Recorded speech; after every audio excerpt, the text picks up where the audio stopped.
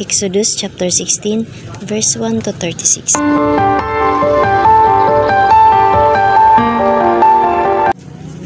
At sila'y naglakbay mula sa Elim, at ang buong kapisanan ng mga anak ni Israel ay dumating sa ilang ng Sin, na nasa pagitan ng Elim at Sinai, ng 15 araw ay 2 buwan, pagkatapos na sila'y makaalis sa lupain ng Egypto. At inapasala ng buong kapisanan ng mga anak ni Israel si Moises at si Aaron sa ilang. At sinabi sa kanila ng mga anak ni Israel na matay na sana kami sa pamamagitan ng kamay ng Panginoon sa lupain ng Egypto, nang kami ay nauupo sa tabi ng mga paliyok ng karne, nang kami ay kumakain ng tinapay hanggang sa mabusog. Sapagkat kami ay inyong dinala sa ilang na ito upang patayin ng gutom ang buong kapisanang ito.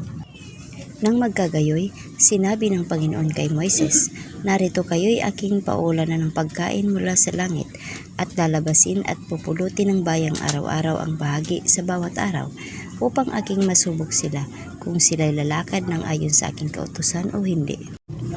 At mangyayari sa 6 na araw na sila'y maghahanda ng kanilang dala na ibayo ng kanilang pinupulot sa araw-araw." At sinabi ni Moises at ni Aaron sa lahat ng mga anak ni Israel, "Sa kinhapunan ay inyong malalaman na ang Panginoon ay siyang naglabas sa inyo sa lupain ng Egypto. At sa kinaumagahan ay inyo ngang makikita ang kaluwalhatian ng Panginoon, sapagkat kanyang naririnig ang inyong mga pag-uupasala laban sa Panginoon. At ano kami na inyo kaming inuupasala?" At sinabi ni Moises, "Ito'y mangyayari pagbibigay ng Panginoon sa inyo sa kinhapunan ng karne na makakain, at sa kinaumagahan ng pagkain na makabubusog, sapagkat naririnig ng Panginoon ang inyong mga pagpapasala na inyong inuupasala laban sa Kanya. At ano kami?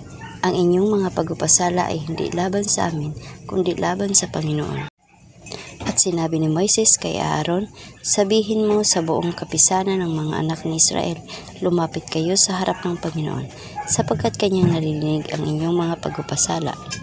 At nangyari, pagkapagsalita ni Aaron sa buong kapisanan ng mga anak ni Israel, na sila'y tumingin sa dakong ilang, at narito, ang kaluwalhatian ng Panginoon ay lumitaw sa ulap.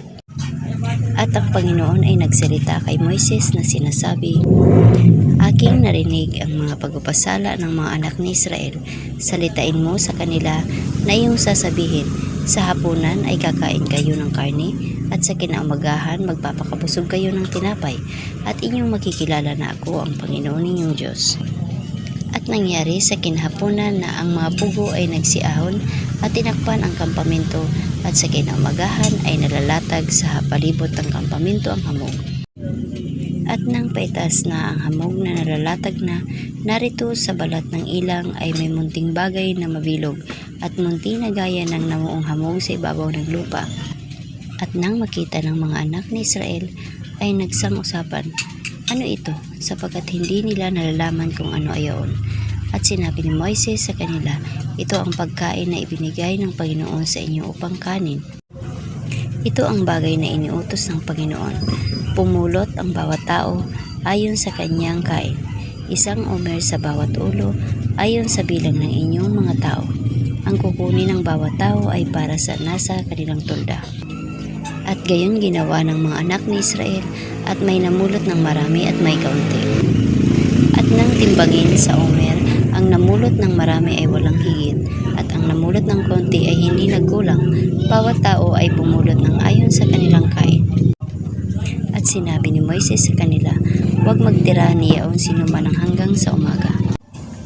Gayon may hindi sila nakinig kay Moises, kundi ang iba ay sa kanila ay nagtira niyaon hanggang sa umaga, at inuod at mumaho, at nag-init sa kanila si Moises. At sila'y namumulit tuwing umaga, bawat tao ayon sa kanyang kain, at pagkaaraw ay umiinit na ay natutunaw. At nangyari na ang 6 na araw, ay pumulot sila ng pagkain na ibayo ang dami, 2 omer sa bawat isa, at lahat ng puno sa kapisanan ay naparoon sa nagsaysay kay Moises. At kanyang sinabi sa kanila, "Ito ang sinalita ng Panginoon. Bukas ay takdang kapahingahan, banal na sabat sa Panginoon. Ihawin ninyo ang inyong iihawin, at lutuin ninyo ang inyong lulutuin, at lahat ng lalabis ay itago ninyo sa ganang inyo. na inyong itira hanggang sa kinabukasan. At kanilang itinago hanggang sa ikinamagahan, gaya ng iniutos ni Moises at hindi bumaho ni nagkaroon ng anumang uod. At sinabi ni Moises, kanin ninyo yaon ngayon, sapagkat ngayoy Sabat na ipinangingilin sa Panginoon, ngayon hindi kayo makakasumpong sa parang. 6 na araw na inyong pupulutin, datapwat sa 7 araw ay Sabat, hindi magkakaroon. At nangyari sa 7 na araw na lumabas ang iba sa bayan upang mamulot at walang nasumpungan. At sinabi ng Panginoon kay Moises, hanggang kailan tatanggihan ninyo ganapin ang aking mga utos at ang aking mga kautusan? Tingnan ninyo na sapagkat ibinigay ng Panginoon sa inyo ang Sabat, kung kaya't kanilang ibinibigay sa inyo sa 6 na araw ang pagkain na 2 araw, matira ang bawat tao sa kanyang kinaroonan, huwag umalis ang sinuman sa kanyang kinaroonan sa 7 araw. Kaya ang bayan ay nagpahinga sa 7 araw. At yaoy pinanganla ng sangbahayan ng Israel na mana at kaparis ng buto ng kulantro, maputi at ang lasa niyon ay kasing lasa ng manipis na tinapay na may pulot. At sinabi ni Moises, ito ang bagay na inuutos ng Panginoon. Punuin ninyo ang 1 omer ng mana na inyong ingatan sa buong panahon ng inyong mga lahi upang kanilang makitang pagkain na aking ipinakain sa inyo sa ilang nang kayo'y aking ilabas sa lupain ng Egypto. At sinabi ni Moises kay Aaron, kumuha ka ng 1 palyok at sidlan mo ng 1 omer na puno ng mana at ilagay mo sa harap ng Panginoon upang maingatan sa buong panahon ng inyong mga lahi. Kung paanong inuutos ng Panginoon kay Moises ay gayon inilagay ni Aaron sa harap ng patutuo upang ingatan.